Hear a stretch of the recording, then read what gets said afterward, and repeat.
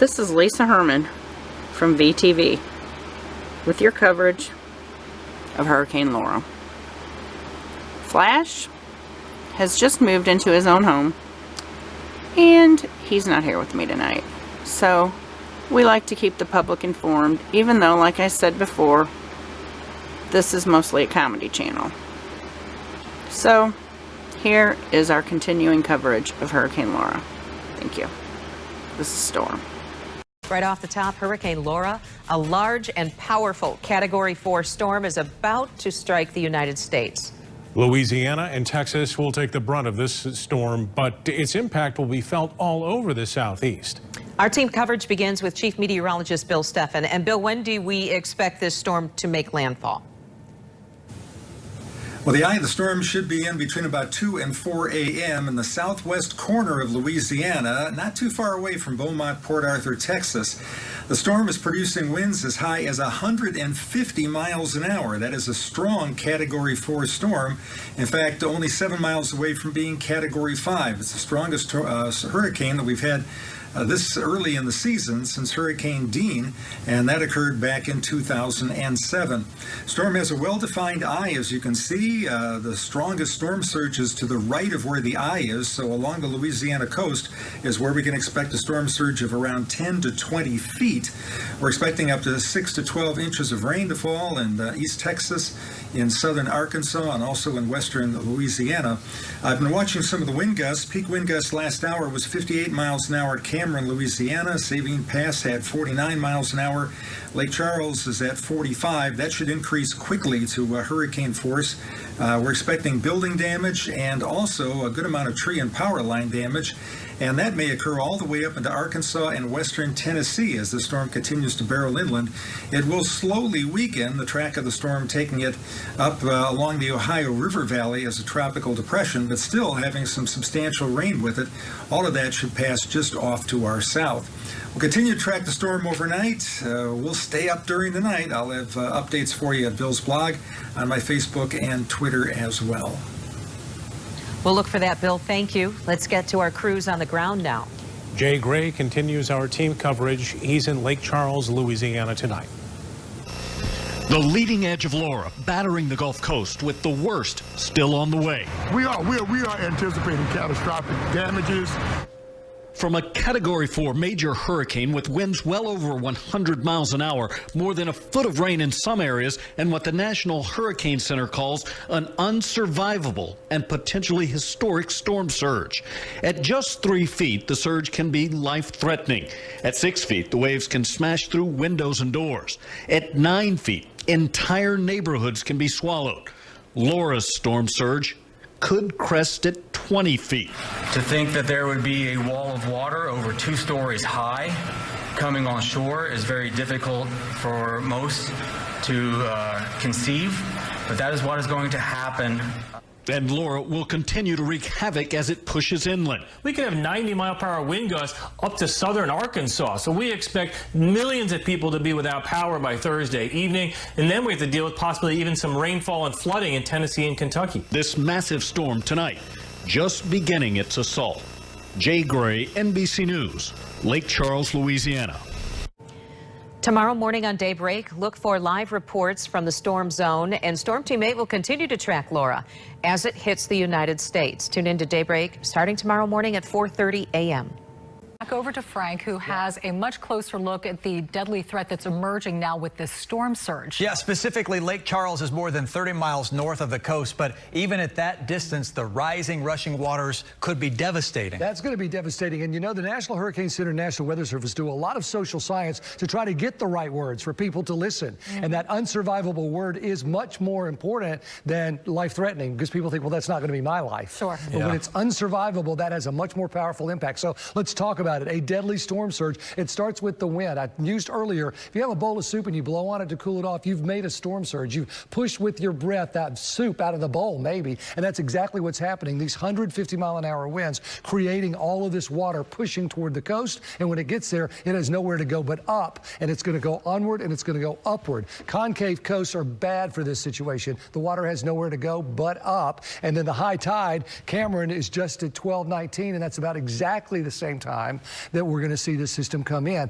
1219 is a 2 foot above normal tide. So add that to whatever they're going to get, and then you'll get the storm tide. There's the wind, and as you know, we're already a Cat 4. I don't think we're going to go to a Cat 5, but we don't need to. 140, 150 mile an hour winds are enough to create a devastating surge there. It's going to be mostly on what we call the dirty side, or the right side, the west side, east side rather, of this system. And as it moves through, look at all of this. This is 30 miles. Lake Charles is 30 miles, and that's, of course, where I-10 is from the coast. Now, what you see in the gray, that's a lot of swampland, so that's not really going to be affected. But what you see with 9 foot storm surge easily, where you see all of that red, and that's a huge area of Louisiana here. I'm going to go in a little tighter because look what happens. You start pushing all of that water into swamps and bayous and rivers and creeks, and look what happens. Those become affected. Look at all of that. That's north of I-10 that's expected to have problems with high water as much as 9 or 15 feet in some places. So there's the concave coast. You can see that right there, and that's going to be part of the problem with this. And it also has to do with just the depth of the bathymetry. How deep is that water there? And it's not very deep. So this water coming at it isn't going to go anywhere but up into the land. And there's a look at I-10, 40 miles to Lake Charles, 40 miles a little north of it. That's how far we're expecting the inundation of this. I talk more about it in my blog today, clicktohouston.com/weather, so you might want to check that out as well. We'll talk more about all of it straight ahead. Thank you, Frank. Let's get to Lake Charles, and Robert Arnold is right there in the middle of it all. Robert, what are you seeing at this hour? Well, we're starting to feel those gusts from the outer bands that Frank was talking about finally hitting this area. The rain's also becoming much more steady at this point. But, of course, the wind is only half the concern. As the stones throw from where I'm standing, you have Lake Charles, you have Prien Lake a little farther south, you have Moss Lake. Add to that the Calcasieu River and a good number of bayous and tributaries, all of which are expected to be out of their banks within the next couple of hours. As this storm moves further inland, it's expected to bring a massive storm surge. By way of comparison, when Rita came through this area in 2005, it inundated Cameron Parish, which is just south of where we are, and it also inundated this area, which is Calcasieu Parish. Laura is expected to have a storm surge that exceeds Rita at this point, and this is why the sheriff and emergency management officials in this parish have been pleading with residents for the last 24 hours to heed the evacuation warnings. Are they all filled? Today was about last-minute supplies. We've got generators, extension cords, water, food. Despite pleas from emergency management coordinators, there are Lake Charles residents who will ride out the storm. I've been through them before, and I mean, I've survived tornadoes, hurricanes. I figure if it's my time to go, it's time to go. I got a couple of houses here, so I got to take care of them, and I'm from Florida, so I've been through these before. I'm 51 years old. I done been through 3, 4, at least about 5 hurricanes. As Laura drew closer, gas pumps ran dry and convenience stores closed. Lake Charles was largely empty. Calcasieu Parish Sheriff Tony Mancuso hopes those who stayed behind understand help may not reach them if they need it. And it breaks my heart to say this because sincerely, our job is to protect people there, but there will be a point when we will not come out until the threat is over with.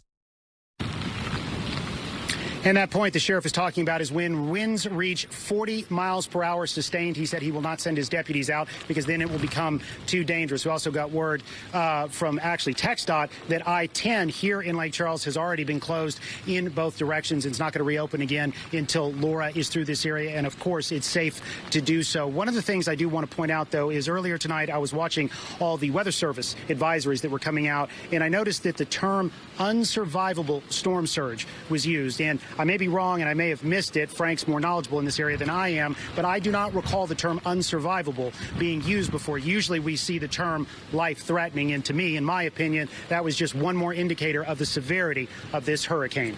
Reporting live from Lake Charles, Robert Arnold, KPRC, Channel 2 News. Okay, Robert, thank you. Good evening, and it's great to have you with us here on yet another very busy night of news, and the images coming in tonight are just devastating. Millions of Americans suffering the effects of Hurricane Laura, the Category 4 hurricane, just shy of a Category 5, one of the strongest hurricanes ever to strike that part of the country. The death toll growing tonight, the hurricane slamming ashore in the middle of the night, 150-mile-an-hour winds making landfall in Cameron, Louisiana. Shredding this office tower, downing power lines. More than 500,000 customers are without power tonight. And of course, all of this playing out in the middle of this pandemic. falling trees responsible for several deaths. So many homes and buildings damaged or destroyed. This fire at a chemical plant in Lake Charles, Louisiana, spewing toxic chemicals tonight. Residents have been warned to stay home, to close windows. Storm winds ripping a riverboat casino from its moorings, slamming it right into a bridge over Interstate 10. Meteorologist Rob Marciano was with our team riding out this storm in Lake Charles, Louisiana all night. He said he could feel the building swaying. And so Rob leads us off tonight. Tonight, Laura driving inland after making landfall on the Louisiana coast in the middle of the night. The storm packing 150-mile-per-hour winds, just shy of Category 5 hurricane strength. This is the ridge, the eye wall. You can see how visibility is going to zero now. Flying debris happening. 1:30 in the morning, power just went out here in Lake Charles. The wind is buffeting our hotel. You can feel the building swaying. Oh my God! This skyscraper shredded by winds gusting above 100 miles per hour for nearly an hour straight. And outside our hotel, A lot of glass, a lot of tile. Right now, a lot of wind. But by 4:30, the backside of Laura was upon us. There's some sheet metal.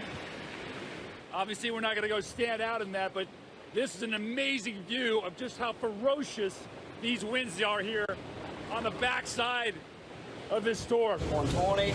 Kyle Ricks riding it out inside a towboat. You can hear the wind howling. Those whipping winds flipping this RV. West of Lake Charles, rescuers cutting a hole in the side of another overturned trailer, saving a man and his dog trapped inside. Daylight revealing the catastrophic destruction. The amount of damage around Lake Charles is just incredible. Some of the winds from Hurricane Laura took upper floors of this hotel and ripped it to shreds. Roofs ripped clean off buildings. Trees snapped like twigs. This communications tower mangled. A mile-long freight train derailed. A fire breaking out at this chemical plant west of Lake Charles.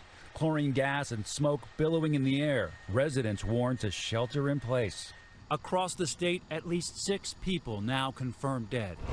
But with many areas hard for rescuers to reach, the full casualty count remains to be seen. In Texas, an army of first responders heading towards the heart of the storm zone. Governor Abbott touring destruction east of Beaumont. When you consider the magnitude of the damage that could have occurred here, we did dodge a bullet. Back in Louisiana, we met Kim Eagleson and her daughter Carlissa. It was a roller coaster. Terrifying. Terrifying. Thankful to be alive, their home severely damaged. Luckily, they were staying next door. When they say mandatory evacuation, get out while you can, listen, get out, because this happens. Such an important morning. We're glad they're okay. Rob joins us live from Lake Charles, Louisiana tonight. And Rob, I know the mayor said it was like a bomb went off there, and we can see just the incredible damage all around you. Yeah, it's everywhere, David, and that's an accurate description. It looks like a bomb went off, and I can tell you this, in all my years, I've never seen hurricane damage like this cut through a city. It is like a tornado cut through here. This behind me, this is one of the many cell towers that came crashing down during the storm, across this office building, across this restaurant, and then there are hundreds of utility poles and power lines that are cut across the city. They'll be without power for weeks, no doubt about that. And this scene is repeated block after block, neighborhood after neighborhood across the city of Lake Charles. My goodness. Is going to be something to recover from. It will take years. All right, the low of Laura now over Little Rock. So we are not done with this storm yet. It is weakening, but it's bringing with it a lot of punch and a lot of rain and even a tornado watch in parts of Mississippi. So this continues to spin out tonight, gets over Jonesboro, Memphis. It'll get picked up into the jet stream. We'll see some heavy rains in this area, maybe some more moisture coming out of the Gulf of Mexico, and that may bring more rain to the area that's trying to recover. So this is not what we need tomorrow as far as the forecast is concerned, nor do we need this. Just now getting into the peak of hurricane season, and we've got 2 more systems in the Atlantic to watch. Hopefully, David, those 2 will cut us a break. David? Yeah, we really don't like seeing that, but we do thank you, Rob, and all of our crews throughout the region during this storm. Thank you, Rob. Glad you're okay. Hi, everyone. George Stephanopoulos here. Thanks for checking out the ABC News YouTube channel. If you'd like to get more videos, show highlights, and watch live event coverage, click on the right over here to subscribe to our channel, and don't forget to download the ABC News app for breaking news alerts. Thanks for watching.